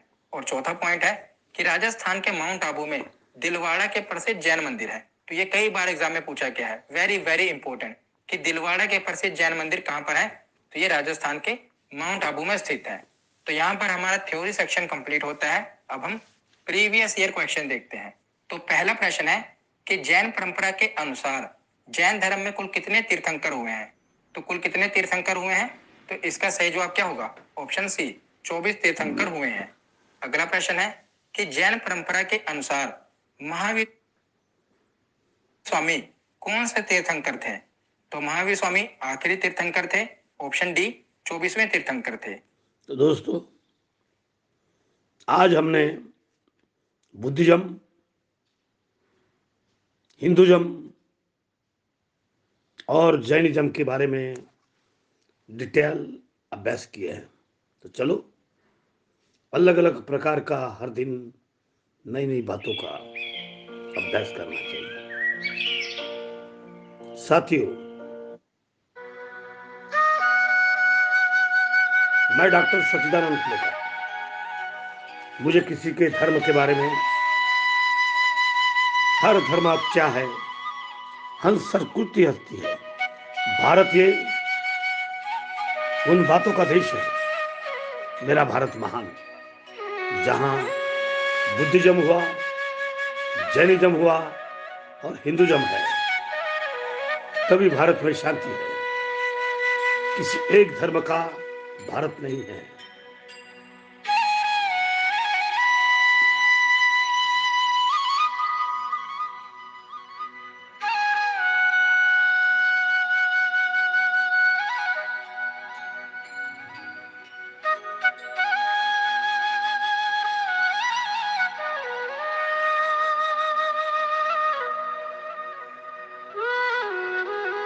मुझे लगता है आपको आज का टॉपिक पसंद आया होगा।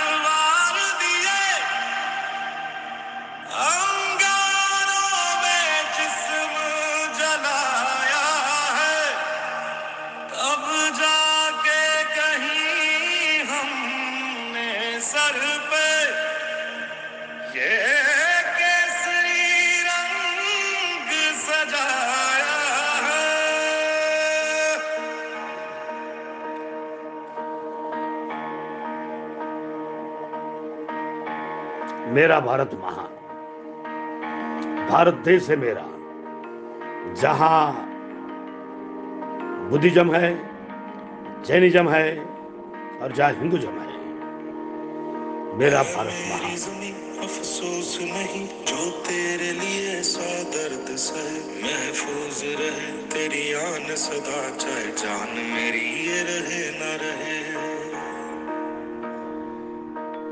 मेरी ज़मीं महबूब मेरी, मेरी नस नस में तेरा इश्क बहे, फीका न पड़े कभी रंग तेरा, जिस्मों से निकल के खून कहे।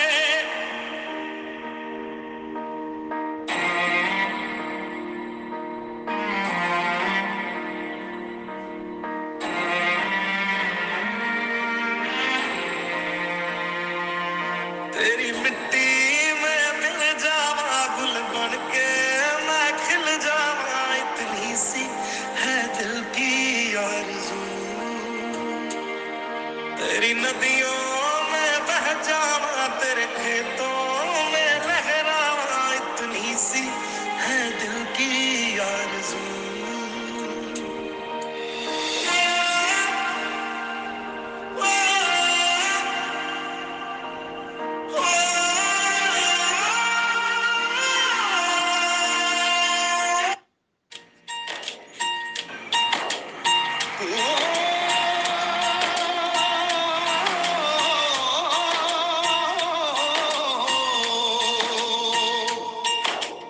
अंबर हेठा धरती वसदी, इथे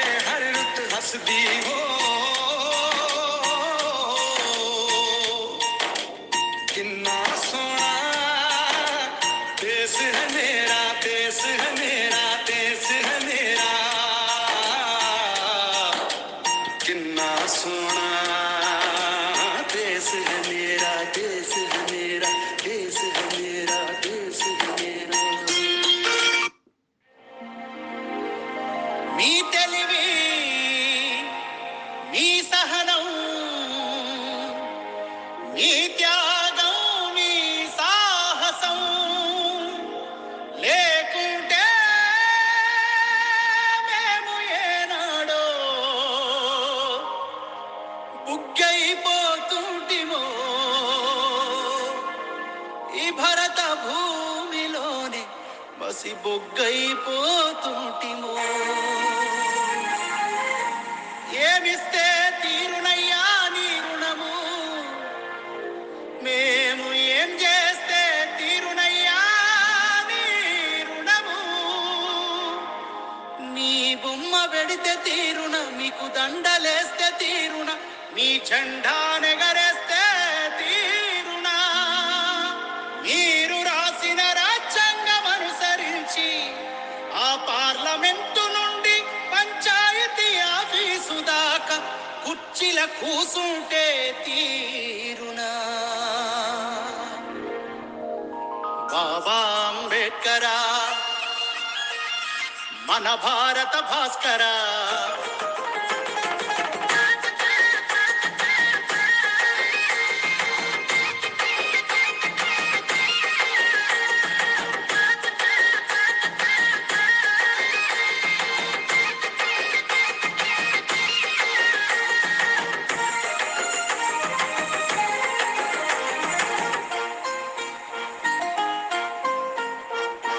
బాబా అంబేద్కర, మన భారత భాస్కర. మీరే లేకుంటే మేమేమైపోతుంటిమో. అయ్యా మీరే రాకుంటే మేమెట్ల బతుకుతుంటిమో. జంగ్లీ రవి, दोस्तों, भारत देश है मेरा। मेरा भारत देश महान है। जहाँ महात्मा गांधी हुए, पंडित नेहरू हुए, इंदिरा गांधी हुई, हर देश में महान श्याम मुखर्जी हुए। यहाँ संविधान से चलता है भारत, संविधान से चलता है भारत, संविधान से चलता है भारत।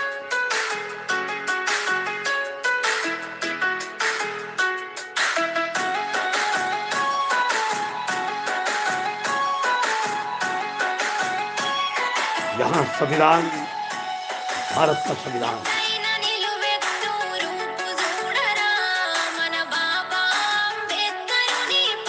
भारत का संविधान सभी धर्म को चलता है। धर्म से भी बड़ा है संविधान, धर्म से भी बड़ा है संविधान। प्यारे दोस्तों, आओ मेरे भारत के लोगों,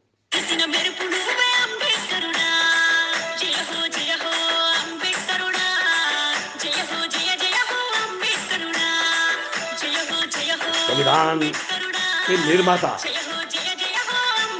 जिन्होंने समता, स्वतंत्र, मनुष्य स्वभाव सिखाया। ना धर्म है, ना जात है, ना पात है। यह है भारत का संविधान, यह है हमारा भारत का संविधान। भारत का संविधान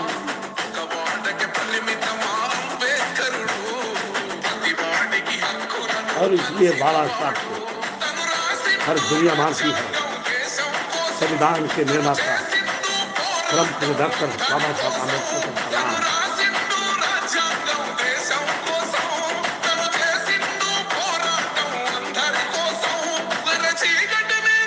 भारत का संविधान जाति को नष्ट करने वाला संविधान, सबको इक्वल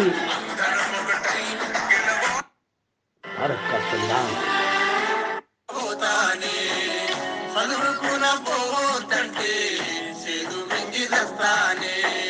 పడికి నన్ను వంపాలే మాయ్యా,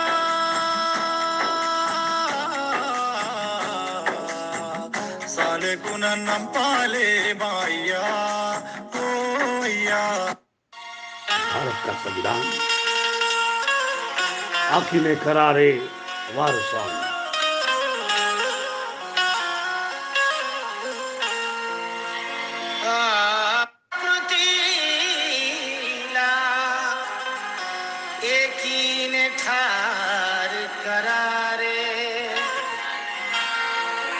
शुरू ना काली किरानो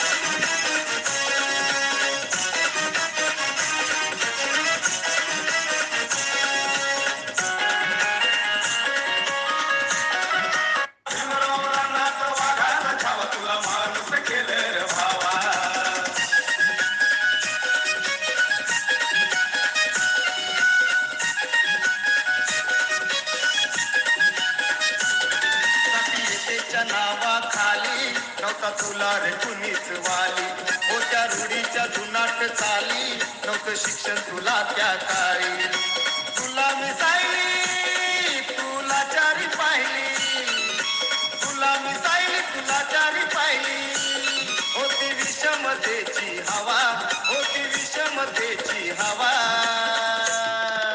जय बाबा आला भीमराव रानात वाघाचा छावा तुला माणूस केलं रे भावा आला भीमराव रानात वाघाचा छावा तुला माणूस केलं रे भावा आला भीमराव रानात वाघाचा छावा तुला माणूस केलं रे भावा आला भीमराव रानात वाघाचा छावा तुला माणूस केलं रे भावा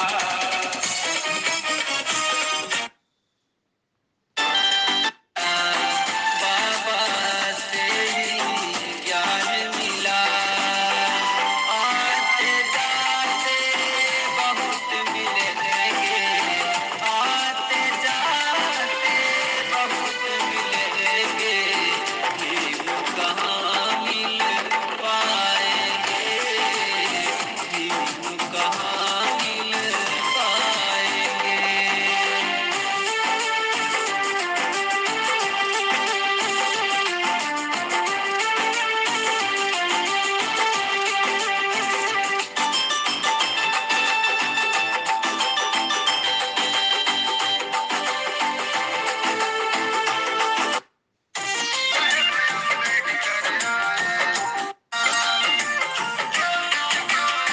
और फिर आई 26 जनवरी। हर 26 जनवरी में संविधान का याद करते प्यारे दोस्तों।